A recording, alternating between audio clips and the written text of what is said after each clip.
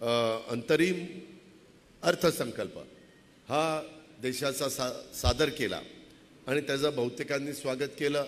काही जण म्हणाले टीका करण्याच्या करता निवडणुका डोळ्यासमोर ठेवून हा अर्थसंकल्प दिलेला आहे। काही जण वेगळ्या अर्थाने उद्याचं एक विजन डोळ्यासमोर ठेवून देशाचे पंतप्रधान नरेंद्र मोदी साहेबांचं स्वप्न आहे की 2024 मध्ये $5 ट्रिलियन ही तुमच्या माझ्या देशाची अर्थव्यवस्था असली पाहिजे। आणि एकनाथराव शिंदे, देवेंद्र फडणवीस, मी आणि आमच्या मंत्रिमंडळातल्या सगळ्या सहकाऱ्यांनी महायुतीच्या तर्फे साधारण $5 ट्रिलियन ज्यावेळेस आपल्या देशाची अर्थव्यवस्था होऊ पाहते 28ला, त्यावेळेस त्याच्यामध्ये $1 ट्रिलियन आपल्या महाराष्ट्राचा हिस्सा असला पाहिजे असा आमचा सगळ्यांचा प्रयत्न आहे। आणि म्हणूनच कुठे ना कुठे डावोसला काही महत्त्वाचे कॉन्फरन्स असेल, इतर ठिकाणी असतील, तर आम्ही ह्या सगळ्या उद्योगपतींशी वेगवेगळ्या लोकांशी बोलतोय।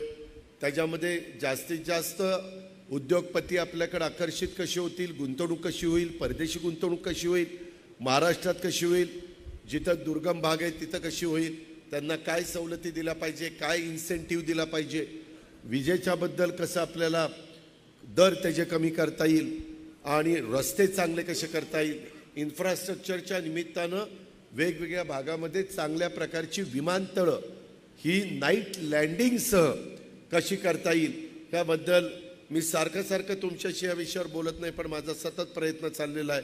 आणि त्या विजन डोळ्यासमोर ठेवून मी एकनाथराव, देवेंद्रजी आम्ही सगळेजण कामकाज त्या बाबतीमध्ये करतोय। उगीच विरोधकांनी वाटेल तशा प्रकारचे आरोप करायचे आणि त्याला उत्तर देत बसायचं, ह्याच्यात आपला वेळ खर्च करण्याच्या पेक्षा, त्याला जास्तीचं महत्त्व देत बसण्यापेक्षा, काही त्यांनी फारच वेडवाकडं बोलले तर विनाशकाले विपरीत बुद्धी म्हणायचं आणि आपलं पुढं जायचं। मात्र ज्याच्यातून आमच्यासारख्यांनी उत्तर दिल्याशिवाय समाजामध्ये किंवा राज्यामध्ये लोकांना नक्की वस्तुस्थिती समजणार नाही, त्यावेळेस मात्र राज्याची भूमिका आणि आम्ही लोकांची भूमिका ही पण मांडण्याचं काम मित्रांनो आम्ही सगळेजण करतोय। त्याच्यामुळे सुशील, तुम्ही जे अध्यक्ष या नात्याने मला दिलेले आहे ते 6 वेगवेगळे विषय आहेत। त्याच्यातले 2 विषय केंद्राशी संबंधित आहेत, काही विषय माझ्याशी डायरेक्ट संबंधित आहेत आणि काही विषय माझ्या महावितरणशी MSC ऊर्जा विभागाशी संबंधित आहेत। हे पण मी तिथं पाहिलेलं आहे आणि त्याच्यात मी जरूर लक्ष घालीन।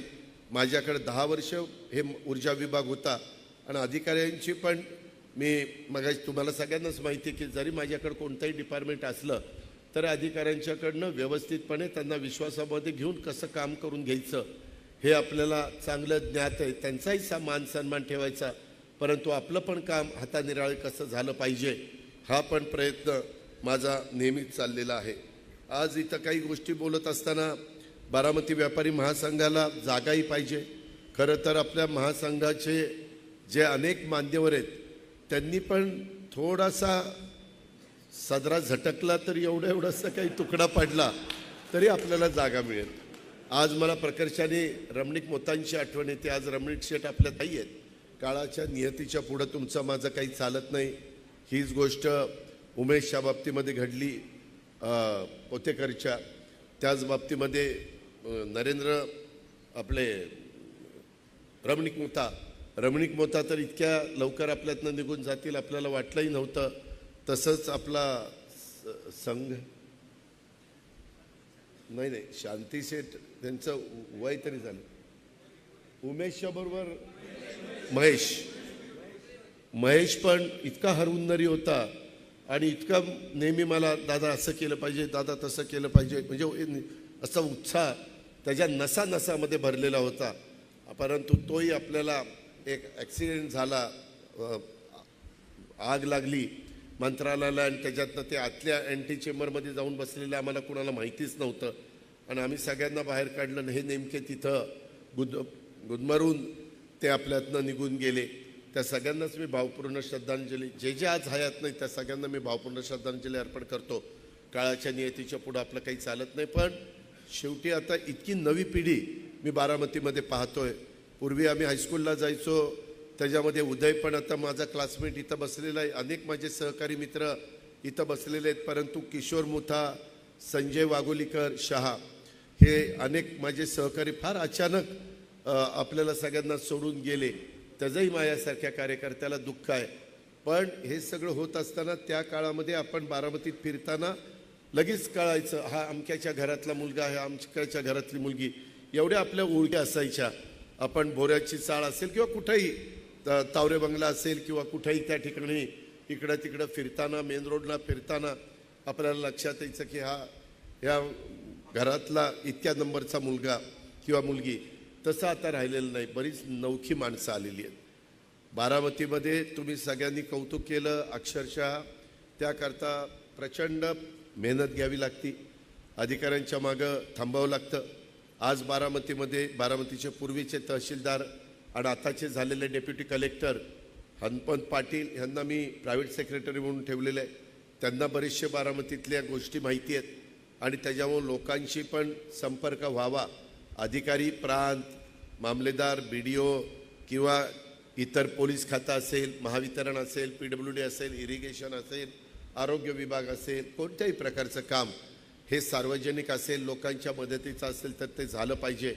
कारण तुम्ही सगळ्यांनी मला 91ला खासदार केलं. लगेच त्यावेळेस मला सुधाकर नाईकांनी राज्यमंत्री म्हणून संधी दिली. त्याच्यामुळे आम्हाला सगळ्यांना मुंबईला शिफ्ट व्हावं लागलं. तेव्हापासून मी मुंबईतच शिफ्ट झालो. पण बारामतीशी संपर्क कमी होता कामा नये. बारामतीशी आपलं जे काही डायलॉग आहे हा सतत आपला राहिला पाहिजे. अशा प्रकारचा प्रयत्न मी पण केला, माझ्या कुटुंबियांनी पण केला. आम्ही सगळ्यांनीच त्या पद्धतीचा प्रयत्नशील नेहमीच राहिलो. आणि ह्याच्यातून काम करत असताना काय आपण केलं पाहिजे. आता मला सुशील सोमाणी सांगत होते की दादा माझं अमुक ठिकाणी दुकान आहे, अमुक ठिकाणी मी आता शोरूम काढतोय. म्हटलं अरे कुठलं असं शहर सांग की इथं फक्त राहिलंय, इथं काढतोय तिथं काढतोय कसं सांगतो. कारण कुठंही मी जातो त्यावेळेस मला एक बुके ही ह्याचं दुकानची लोक द्यायला येतातच. दादा इथं दुकान आहे, असं आहे तसं आहे, अतिशय चांगल्या पद्धतीनं आपुलकीनं बोलत असतात. अर्थात व्यवसाय केला पाहिजे. किशोर शेट्टी पण अतिशय चांगल्या प्रकारची चेन निर्माण केलेली आहे आणि सगळ्यांनीच ते करावं ह्या मताचा मी आहे. जिथं आमच्यासारख्यांचा पाठिंबा लागेल, गरज लागेल आणि काही ओळख तिथं लागेल तिथं आम्ही त्या बाबतीमध्ये मदत करायला तयार आहे. या पद्धतीनं बारामती ही वेगवेगळ्या प्रकारे दूरपर्यंत पोचली पाहिजे. बारामती म्हणण्यापेक्षा बारामतीकर हा तिथं पोचला पाहिजे. आज पण आपल्या बारामतीमध्ये मगाशी बोलत असताना कुणीतरी म्हणालं की आपण आता एज्युकेशन हब, पुणे तर विद्येचा माहेरघर आहे, त्याच्याबद्दल दुमत असण्याचं काहीच कारण नाही. पण त्याच्यानंतर तालुक्याचा विचार केला तर शिक्षणाचं दुसरं माहेरघर कुठलं आहे तालुक्याच्या ठिकाणी, तर ते आता आपल्या बारामतीचं आहे. आणि हे असताना त्याच्यामध्ये मेडिकल हब पण आपला झालेला आहे. म्हणजे आताच्या काळामध्ये एक सुंदर प्रकारचे पुण्यश्लोक अहिल्यादेवी होळकर बारामती मेडिकल कॉलेज हे आपण अतिशय बारामतीच्या वैभवामध्ये भर घालणारं चांगलं उभं केलं. आता आयुर्वेदिक कॉलेजची इमारत अतिशय चांगली चाललेली आहे. ऑलरेडी आयुर्वेदिक कॉलेज सुरू करण्याच्याकरता बाळासाहेब तावरे, केशवराव जगताप, माळेगावचा संचालक बोर्डाने आपल्याला सहकार्य केलं. त्याच्यामुळे ती एकदा सुरू झाले तर ती क्लासेस तिकडं शिफ्ट होतील. परंतु आता मला वाटतं माळेगाव संकुलातच भरतायत ना इंजिनिअरिंग कॉलेजमध्ये, तर तिथं ते भरतायत. ह्या सगळ्या संस्था म्हणजे जॉशेट पण इथं बसलेले आहेत. कुठलीही संस्था असली तर त्या संस्थेला मदत करण्याची भूमिका माझ्यासारख्याची असते. परवा मला केशवराव म्हणले की दादा आतले सगळे रस्ते आम्हाला करून द्या. मी त्याच्यामध्ये आता काम सुरू केलं. मध्ये नलवडे देखील म्हणले दादा कृषी विज्ञान केंद्राचे आणि कृषी विकास प्रतिष्ठानचे त्या शारदा नगरचे सगळे रस्ते करून द्या. तेही काम आपण त्या ठिकाणी करून दिलं. ह्या सगळ्या शिक्षण संस्थांना जोडणारे रस्ते, त्यांच्या सुविधा ह्याही आपण करून देण्याचा प्रयत्न करतोय. इतके दिवस संदीप बांदल आणि त्या ग्रुपनी पाटस रोडला मला वाटतं डी फार्मसी बी फार्मसी काढलेली आहे. तिथं सहसा कुणी जायला जरा धजावत नव्हते. परंतु ज्या प्रकारे आपण तिथं एक उपमुख्यालय पोलिसांचं सुरू केलेलं आहे ते बघितलं बऱ्हाणपूरला. तुम्ही गेल्यानंतर बघितलं तर तुम्ही आश्चर्यचकित व्हाल. अजून लँडस्केपिंग सगळं झालं नाही. अजून दुसऱ्या टप्प्यातलं आता टेंडर काढलेलं आहे. त्याच्यात पण 250-300 कोटी रुपयाची कामं होणं बाकी आहे. पण ते झाल्यानंतरचे माळ जिथं अक्षरशः कुसळाशिवाय काही दिसत नव्हतं आणि एक कोणाचा तरी स्टोन क्रशर होता, ते चित्र कसं बदललंय. आता पाटस रोडला डॉग स्क्वॉड हे जे काही आहे, VVIP किंवा आपल्या इथं कुठल्याही प्रकारच्या चुकीच्या घटना होऊ नये, मग त्याच्यामध्ये वेगवेगळ्या प्रकारे कुठं काही ठेवलंय का याकरता डॉग जेवढं वास घेऊन ते ओळखू शकतो तेवढं टेक्निक कुठंही पुढं गेलेलं असलं तर ते दुसरं काही सायन्स त्याच्यामध्ये यशस्वी होऊ शकत नाही. म्हणून महाराष्ट्रातलं एक चांगलं डॉग स्क्वॉड आपण त्या बाबतीमध्ये करतोय. म्हणजे ज्या ज्या काही गोष्टी करायच्यात, मगाशी तर मला वाटतं कोणीतरी बोललं की ST स्टँड, आज पण तिथले बोर्ड कसे असावेत, काय असावेत, साईज कशी असावी, लोकांना बसायला कशी व्यवस्था असावी, लँडस्केपिंग कसं असावं. लवकरच देवेंद्र आणि मी त्याला वेळ देणार आहे आणि त्याचं उद्घाटन आता लवकरच आचारसंहिता लागायच्या आत मला बऱ्हाणपूरचं पण उद्घाटन घ्यायचं आणि ST स्टँडचं पण उद्घाटन घ्यायचं. मला बारामतीकरांनो, तुम्हाला सगळ्यांना, माझे व्यापारी असतील, इतर क्षेत्रातील मान्यवर असतील, तुम्हाला धन्यवाद द्यायचे. कारण ही सगळी कामं करत असताना बऱ्याचदा खोदाई होत असते, बऱ्याचदा वेगवेगळ्या प्रकारचा राडारोडा पडलेला असतो, बऱ्याचदा ते काम करत असताना तुम्हालाही कळत नाही नक्की ह्याचं काय चाललंय. परंतु जसं जसं ते काम पूर्णत्वाला जाताना आकार घ्यायला लागतं त्यावेळेस तुम्हाला लक्षात येतं की नाही बाबा हे अशा पद्धतीनं चाललेलं आहे. मग ते नदी घ्या किंवा आपल्या कचेरीकडनं कसब्यामध्ये जाणारा ब्रिज घ्या किंवा आता कसबा आहे, त्या कसब्यामध्ये पण आज आम्ही काही सूचना दिलेल्या आहेत अधिकारी वर्गाला आणि त्याच्यातनं काही इतर अजून चांगलं, म्हणजे नदीकाठी देखील तुम्हाला फिरायचं म्हटलं तर तुम्हाला फिरावंसं वाटलं पाहिजे, अशाही प्रकारचा आपला प्रयत्न आहे. कॅनॉलचा रस्ता असेल किंवा काही काही ठिकाणी अतिक्रमण काढत असताना काही ठिकाणी त्यांच्या मालकीचीच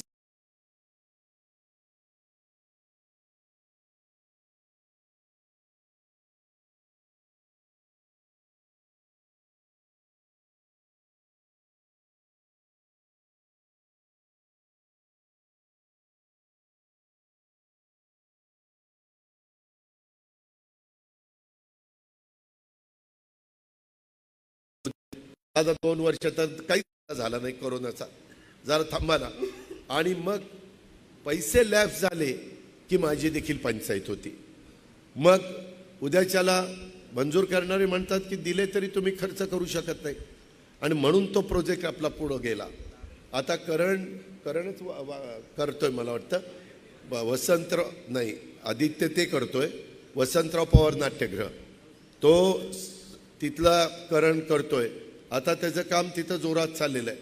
आता तो प्रोजेक्ट साधारण वर्षभरामध्ये आपल्या हातामध्ये येईल. त्याच्यामुळे तेही काम झाल्यानंतर तिथलं सगळं चित्र बदलून जाईल. त्याचबरोबर जुनी भाजी मंडई आहे, त्याला चारी बाजूला आपले रस्ते मोठे होत आहेत. कारण मी रस्त्याला कटाक्षाने किती मोठ्यात मोठा रस्ता होईल किंवा 3 हत्ती चौकाच्या मध्ये जे काही केलं, पहिल्यांदा थोडासा तुम्हाला सगळ्यांना तो ब्रिज उंच वाटला, परंतु तो आता कसा तुम्हाला यायला जायला सोयीचा होईल. किंवा नटराजची जी इमारत आपण उभी केली, त्या बाजूला रिमांड होमच्या बाजूला एक गार्डन आपण डेव्हलप केलेलं आहे लहान मुलांच्या करता. अशा खूप काही गोष्टी खूप ठिकाणी आपल्या चाललेल्या आहेत आणि त्याच्यातनं पुढच्या पिढीला पण फिरायला समाधान वाटेल. त्यांना देखील मगाशी आत्ता वेगवेगळी भाषणं चालत असताना सुशील मला सांगत होता की दादा माझ्या मुलाचं, त्या प्रत्येकाला एक एक मुलगा एक मुलगी आहे, तर माझ्या मुलाचं लग्न ठरत असताना जे स्थळ आलं ते म्हणले बारामतीत द्यायची मुलगी आणि तिथं कशाला द्यायची, काय बारामती असतं. मग ते आल्यावर जरा आपला त्यावेळेसचा भिगवण रोड चांगला बघितला, वर म्हणले नाही राव हे बरं दिसतंय. आता इतकी चांगली केली की सगळे मुलींचे बाप म्हणतील चला बारामतीतच द्यायची. आपली पोरं म्हणली पाहिजे अरे नको नको आम्हाला आता इतक्या पोरी नको. अशा पद्धतीनं आपल्याला सगळ्यांना करायचं. बाबांनो मी एकटा हे करू शकत नाही, त्याकरता तुमचं सहकार्य आणि व्यापारी बंधूंनी नेहमीच सहकार्य दिलेले. अजून कचऱ्याच्या संदर्भातले काही प्रश्न, अजून इकॉनॉमी विकर सेक्शनच्या करता अजून चांगली घरं, शादीखाने असतील, इतर काही सुविधा असतील, शाळा असतील. आपण जे काही बाबूजी नाईक वाड्याच्या शेजारची इमारत इतकी खराब झाली, आजच मी तिथं पाहत होतो, ती सगळी काढून टाकून तिथं दुसरीकडे त्या शाळा शिफ्ट करायच्या. तिथं पार्किंग माझ्या मेन रोडच्या लोकांना फार कमी पडतं. तिथं कशा प्रकारे तिथं अजून चांगली व्यवस्था करता येईल हाही प्रयत्न आपला दशक्रिया विधीच्या करता पण 1-2 महिन्यांनी बघा तिथलं चित्र कसं पालटलेलं असेल. अशा खूप काही गोष्टी सेंट्रल पार्क असेल उत्तम प्रकारे किंवा मगाशी अनेकांनी वेगवेगळ्या गोष्टीचा उल्लेख केला. आता मला बारामतीमध्ये आपलं नाईट लँडिंग पण करायचं आहे. काय झालं आहे, मागच्या काळामध्ये सरकारने काही विमानतळं कॉन्ट्रॅक्ट बेसवर कुणाला द्यायचं ठरवलं आणि टेंडर काढलं. त्याच्यात हे आपलं बारामती, लातूर, उस्मानाबाद, उजवळ, आता धाराशिव ते अशी 5 नांदेड आणि एक 5 माझ्या लक्षात नाही 5 विमानतळं त्यांनी त्या ठिकाणी टेंडर भरले, त्यांना मिळालं. आज अनिल अंबानींची परिस्थिती अतिशय बिकट आहे. अतिशय म्हणजे अतिशय. मधल्या काळामध्ये मोठे बंधू मुकेश अंबानींनी काही 100 कोटी रुपयाची मदत केली, त्याच्यामुळे तिथं थोडंफार त्यांना सहकार्य मिळालं. पण ते आता सोडत पण नाही. त्याकरता 3 महिन्याची नोटीस द्यावी लागते. आता नोटीस दिल्यात, त्या झाल्यानंतर आपल्याकडे मोठं विमान उतरायला अडचण आहे. एका बाजूला रेल्वे लाईन, दुसऱ्या बाजूला एकदम तिथं गोजबाईचा तळ म्हणजे एकदम खड्डाच आहे. तो जर नसता तर बारामतीला मोठी विमानं उतरवण्याच्या करता देखील माझा प्रयत्न होता. का तर मुंबई एअरपोर्टवर एवढी प्रचंड गर्दी असती, एवढ्या उद्योगपतींची खाजगी विमानं झालेली आहेत. आज ह्या वेगवेगळ्या एअरलाईन्स ते तर आता वर्ष-2 वर्षात 1100 मोठी विमानं घेत आहेत. 1100. त्याच्यामुळं त्या सगळी विमान वेगवेगळ्या विमानतळावर थांबणार आणि हे प्रायव्हेटवाले त्यांचं विमान मुंबईमध्ये त्यांना सोडून जातं, पण आजूबाजूच्या जवळ कुठंतरी जाऊन तिथं लँड होतं, तिथं ते थांबतं. तर ते बारामतीमध्ये झालं असतं. पुण्याचं विमानतळ आम्ही वाढवलं. आता लवकरच पंतप्रधानांची तारीख घेऊन आम्ही त्यांनी दिली तारीख की आम्ही त्याचं उद्घाटन करणार आहे, परंतु ते संरक्षण विभागाचं आहे, ते आपलं नाही. आणि आपलं म्हणजे गव्हर्मेंटचं नाही आहे. आपलं दुसरं पुरंदरमधलं, त्याच्यात ते जागेचंच थोडं चाललं आहे. परंतु माझा देवेंद्रजींचा प्रयत्न आहे की आता थोडा वाईटपणा घ्यावा लागला तरी चालेल, पण एकदा पुण्याला इंटरनॅशनल दर्जाचं अतिशय चांगलं 1 धावपट्टी लँडिंग, 1 धावपट्टी टेक ऑफ ह्याकरता करावंच लागेल. उद्याची 50 वर्ष समजलं तर. कारण कोल्हापूर, सांगली, सातारा, सोलापूर, पुणे, जुनं उस्मानाबाद, आत्ताचं धाराशिव, नगर हा सगळा जो एरिया आहे. रायगडला काय होतं आहे, आता रायगडला नवीन विमानतळ अदानीलाच ते काम मिळालेलं आहे. आम्ही बऱ्याचदा चॉपरनी ज्यावेळेस जातो त्यावेळेस बघत असतो ते काम स्पीडने चाललेलं आहे. परवा नावाशेवा ते शिवडी ब्रिज 21 किलोमीटरचा, त्याचंही आम्ही काम बघितलं. त्याला जवळपास 22 किलोमीटरचा 21,000 कोटी खर्च आपण केलेला आहे. अशा पद्धतीची खूप कामं ही आपली चाललेली आहे. त्याच्यात तुमची माझी बारामती, तुमचं माझा पुणे जिल्हा हा पण मागं राहू नये ह्या प्रकारचा माझा प्रयत्न आहे आणि ह्या प्रकारे आपण पुढं चाललेलो आहे. माझी आपल्याला सगळ्यांना विनंती आहे की उद्याच्या काळामध्ये मला तुमच्या सगळ्यांच्या पाठिंब्याची, आशीर्वादाची गरज आहे. काय झालं आहे, मधल्या काळामध्ये आपल्या वरिष्ठांनी भूमिका घेतली. मी राजकीय जीवनात आल्यानंतर आम्ही सगळ्यांनीच त्या भूमिकेचं सातत्याने समर्थन केलं. मग 1978ला तर आम्ही लहान होतो, पण जवा शेठ वगैरे हे सगळेजण त्या काळातले साक्षीदार आहेत. परंतु त्यावेळेसची घेतलेली भूमिका, नंतर पुन्हा 80ला घेतलेली भूमिका, नंतर पुन्हा 86 डिसेंबरमध्ये घेतलेली भूमिका, त्याच्यानंतर पुन्हा मला तुम्ही सगळ्यांनी निवडून दिलं ते मी काँग्रेसचा उमेदवार म्हणून पंजावर निवडून दिलेलं होतं खासदारकीला. आमदारकीला पण माझ्या 2 आमदारकी झाल्या, त्या पंजावर झाल्या. एक बाय इलेक्शन झालं, त्यावेळेस सन्माननीय हनुमंतराव कोकरे माझ्या विरोधात उभे होते आणि दुसऱ्यांदा एक अशाच पद्धतीची निवडणूक झाली माझ्या माहितीप्रमाणे 95ची. त्या निवडणुकीला बहुतेक काकडे रतनदादा शहाजीराव होते. शहाजीराव 84ला होते, तेव्हा मी एक कार्यकर्ता म्हणून काम करत होतो 85ला. आणि मग 95ला मला तिथं एक पंजाचं खूण मिळाली आणि नंतर मात्र राष्ट्रवादीचा घड्याळ म्हणून आजपर्यंत मी तुमच्या सगळ्यांच्या समोर राहिलो. मी ज्या वेळेस नगरपालिकेला तुमच्या समोर आलो, तुम्ही सगळ्यांनी साथ दिली. मी माझ्या विचाराचे नगरसेवक होते म्हणून मी चांगल्या पद्धतीनं काम नगरपालिकेमध्ये करू शकलो. संजय आता समोरच बसलेले आहेत, इतर पण मान्यवर अनेक जण आहेत की ज्यांनी तिथं नगरसेवक पद किंवा सुभाषनी अध्यक्षपद, काहींनी उपाध्यक्षपद अशी काही वेगवेगळे सांभाळली. मित्रांनो, त्याच्यामध्ये मार्केट कमिटी, माझी पहिली निवडणूक 87ला का काहीतरी मी केली, ती मार्केट कमिटीचीच केली. मार्केट कमिटीच्या बाबतीमध्ये मागाशी बोलत असताना त्या बाबतीमध्ये स्वतः संभाजीराव किरव्यांनी स्वतः भूमिका मांडलीच, कसं मार्केट बदलत गेलं. आज क्रीडा क्षेत्रामध्ये माझा प्रयत्न बारामतीकरांनो काय चालला आहे, नुसते फक्त रस्ते चकाचक आमचं चकाचक तसं नाही. तुम्हाला तिथं काही तास थांबावं असं वाटलं पाहिजे, तुम्हाला जरा फिरून आल्यानंतर तुम्हाला विसावा तिथं घेता आला पाहिजे, तुम्हाला 4 घटका तुमच्या नातवंडांना पतवंडांना घेऊन तिथं जाता आलं पाहिजे, तरुणांना देखील त्यांच्या मित्रमैत्रिणींना घेऊन तिथं जाता आलं पाहिजे. असे वेगवेगळे चांगले स्पॉट आपण डेव्हलप करतोय. आता ते काही फार वेगळं नाही. नरेंद्र आपल्या काळामध्ये मुलीशी बोललं म्हणजे देखील फार अरे अरे अरे ही पोरीशी बोलत होता राव त्या दिवशी, असलं त्यावेळेस चालायचं. म्हणजे आम्ही हायस्कूलला असताना आम्ही ते अनुभवलेलं आहे.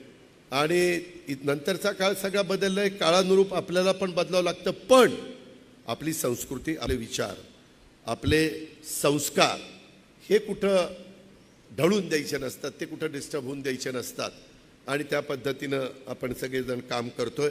माझी विनंती आहे की काही काही ठिकाणी लोक आम्ही मोटारी ठिबकला लावल्या तर त्यात चोरून नेतात, कुठंतरी काहीतरी रेगोट्यास मारतात, कुठंतरी काहीतरी स्वतःचं नावच लिहून ठेवतात, कुठंतरी ते झाडाचा शेंडाच मोडून टाकतात. काय मिळतं त्यांना मला काही कळलेलं नाही. आत्ता देखील तुम्ही सगळ्यांनी व्यापारी महासंघाच्या वतीनं गुलाब देण्याचं काम केलं. का तर तुम्ही तुमच्या घरामध्ये कुंडीमध्ये लावा. तुमचं जर आता संजय शेखच्या घरी मी गेलो तर त्याचं जरा लॉन बीन बरं आहे, त्याच्यावर त्याला लावायला जागा आहे. ज्यांना लावायला जागा आहे त्यांनी त्यांचं जे काही अंगण असेल तिथं लावावं. आणि आपण केलेल्या ज्या काही गोष्टी आहेत, आपलं प्रांत कार्यालय पण बघा 10 वर्षाचं झालं आहे, परंतु तिथं आणखीन काही आम्ही बदल आजच करायचं ठरवलेलं आहे. अजून 5-6 कोटी रुपये आम्ही तिथं खर्च करतोय. तिथं अजून सुविधा बारामतीकरांना, दिव्यांगांच्या लोकांना, वयस्कर लोकांना ज्या ज्या लागतील, आणि तिथलं लँडस्केपिंग आणि बाकीचं सगळं वॉटरप्रूफिंग किंवा फर्निचरचं काम ते पण आपण ते करायचं ठरवलेलं. अशा खूप काही गोष्टी, अजून खूप काही उद्यानं, खूप काही क्रीडांगणं हे आपण करण्याचा प्रयत्न करतोय. मित्रांनो, हे सगळं करत असताना मला तुमच्याशी बोलत असताना बारामती म्हणजे विकासाचं एक रोड मॉडेल म्हणून ओळखलं जातं. मी आता महाराष्ट्रात फिरतो. काल सोलापूरला होतो, त्याच्या आधी धुळ्याला होतो, त्याच्या आधी नंदुरबारला होतो, त्याच्या आधी जळगाव अंमळनेरला होतो साहित्य संमेलनाच्या निमित्तानं. आपल्याला आपल्या बारामतीकरांना साहित्य, कला, संस्कृती, क्रीडा ह्या क्षेत्रामध्ये देखील बारामतीकरांची श्रीमंती वाढली पाहिजे. बारामतीकरांची भूक ही आपल्याला त्या ठिकाणी निश्चितपणे भागवता आली पाहिजे. आणि त्या विचार देखील माझा सतत चाललेला आहे. आपली माझ्याला विनंती आहे की आज सरकारमध्ये मी ज्यावेळेस भूमिका घेतली, मला खरंच वाटलं नाही की मी 5व्यांदा उपमुख्यमंत्री झाल्यानंतर बारामतीकर अशा प्रकारचं माझं स्वागत करतील. मी जे बघितलं ते न भूतो न भविष्यती होतं. मी अनेक मिरवणुका माझ्याही बघितल्या, इतरांच्याही बघितल्या, वरिष्ठांच्याही बघितल्या, परंतु असा उत्साह आणि अशा प्रकारे अख्खी बारामती रस्त्यावर आलेली, बारामती ग्रामीण भाग रस्त्यावर आलेला, आणि ज्या प्रकारे त्यांचं स्वागत चाललेलं होतं, हे फक्त बारामतीकरच करू शकतात, दुसऱ्याचा घास नाही. आणि ह्या सगळ्या गोष्टी केल्यानंतर मी विरोधी पक्षामध्ये एकनाथराव शिंदेंनी वेगळी भूमिका घेतली. उद्धव ठाकरे साहेबांच्या बरोबर उपमुख्यमंत्री म्हणून काम करत असताना मला 2.5 वर्ष मनापासून काम करता आलं. त्यांनी पण मनापासून मला मुभा दिली, मोकळीक दिली. करोनाच्या काळामध्ये देखील मी मंत्रालयामध्ये जाऊन बसायचो, तुम्ही सगळ्यांनी पाहिलं. परंतु नंतर काही एकनाथरावांचं आणि त्यांच्या वरिष्ठांचा निर्णय झाला मला माहिती नाही, आणि त्यांनी ती भूमिका घेतली. ती भूमिका घेतल्यानंतर सातत्याने वेगवेगळे शब्द वापरून त्यांना अक्षरशः नको नको केलं होतं. म्हणजे सतत 50 खोके एकदम ओके, गद्दार अमुक तमुक, अरे बापरे बापरे बापरे, वैतागून गेले होते. आपण भूमिका घेतल्यानंतर एक अक्षराने कुणी आपल्यावर आरोप केला नाही, एक अक्षराने. आणि मी एकट्याने भूमिका घेतली नाही, सगळे ती भूमिका घेणार होते. मला पुन्हा पुन्हा कुणाला ओपन करायचं नाही, परंतु सगळे भूमिका घेणार होते. सगळ्यांचं पत्र होतं, त्याच्यामध्ये सगळे म्हणजे सगळे जे थांबलेले 10-11 आमदार आहेत ते पण होते. ही वस्तुस्थिती आहे. तुम्ही खाजगीत कधी तुमच्या त्यांचे जवळीक असेल तर त्यांना विचारा, ते पण काय सांगतील ते बघा. आणि भुजबळ साहेब, प्रफुल्ल पटेल, सुनील तटकरे, धनंजय मुंडे, हसन मुश्रीफ, कितीतरी जण अनेक वर्ष राष्ट्रवादीच्या उभारणीपासून ज्यांनी साथ दिलेले, ह्या सगळ्यांनी ही भूमिका घेतली. काही काही जण वेगळं कारण सांगतात. तुम्ही सगळे व्यापारी आहात. आम्ही नेहमी शेतकऱ्यांना सांगतो, बाबा आपल्या शेतीच्या व्यवसायासारखं उधळपट्टी करू नको. आलं धान्य की ह्याला दे, त्याला दे, त्याला दे. आलं द्राक्ष की सगळ्याला वाट, आलं कुठलंही पीक तर सगळ्याला दे.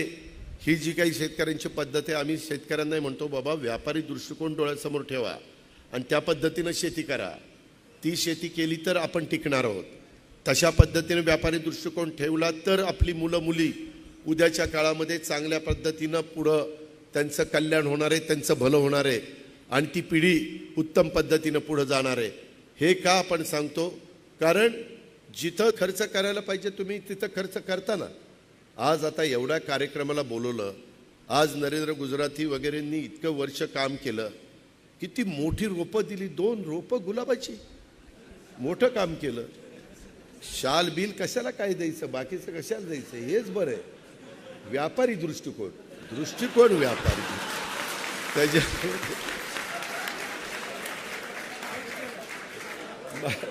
आम्हाला दोघांना दिले ते सोडून द्या, त्याच्याबद्दल मी समाधानी आहे. पण आपण व्यापाऱ्यांच्या बाबतीत पण बाबूराव व्यापारी पद्धतीनं वागतो, हे आपल्याला फार धन्यवाद, त्याच्याबद्दल सॅल्यूट. मित्रांनो, गमतीचा भाग जाऊ द्या, पण मला नेहमीच बारामतीच्या विकासामध्ये व्यापारी बांधवांनी पण खूप साथ दिली. माझा मेन रोड पण रुंद करत असताना खूप जणांनी मदत केली. इतर पण काही सुविधा, काही वेळेस मला अडचणी आल्या. जेव्हा शेठ मी एकदा एक मशीन घेऊन कचेरीच्या पलीकडं, माझा एक स्वभाव आहे थोडासा, तो बदलला पाहिजे, तो मी प्रयत्न करीन. पण माझ्या डोक्यात एखादं फिक्स बसलं की हे करायचं आहे आणि हे बारामतीकरांच्या फायद्याचं आहे, हे कुणाच्या नुकसानीचं नाही, तर मी करायला सुरुवात करतो. आमच्या इंजिनियर वगैरे लोकांना, अधिकाऱ्यांना, पदाधिकाऱ्यांना विश्वासात घेऊन. तिथं त्यावेळेस, आज विनोद शेठ हयात नाही, पण विनोद शेठचा समज आणि तिथल्या लोकांचा समज झाला, मी तिथं स्मशानभूमी करतो. तिथलं मशीन थांबवायला लोक गेले होते की नाही? हां, तिथं पलीकडे आता दशक्रिया विधी केलाय, तिथं मी करत होतो. लोक कुठेही काही, तिथं कसं असं गटार गंगा वाहत होती, म्हणून मला तिथं जरा चांगलं ते काय कावळा शिवायला काही ताट ठेवावं लागतं, ते फोटो लावावं लागतो, ते दर्शन घ्यावं लागतं, जे काही विधी असतील. मी विधी करण्याच्या विरोधात अजिबात नाही, परंतु सुविधा देता आल्या पाहिजे, ते मी करत होतो. तर त्याच्यातनं बऱ्याच तक्रारी झाल्या की अजित पवार इथंच स्मशानभूमी करतो. मी कसं आहे तिथं करेन. उलट आत्ताची स्मशानभूमी आहे, त्याच्यासमोर वक्फ बोर्डाची जागा आहे. मी वक्फ बोर्डाच्या चेअरमनला आणि MDला म्हणालो की बाजारभावाप्रमाणे आम्ही तुम्हाला किंमत देतो आणि ती जागा द्या, म्हणजे जरा मोठं, जवळपास तो 1.25 एकर का 1 एकरचा प्लॉट आहे, 1.5 एकर, आणि पहिला अर्धा-पाऊण एकर, हां, असं 1.5 एकरामध्ये स्मशानभूमी होईल.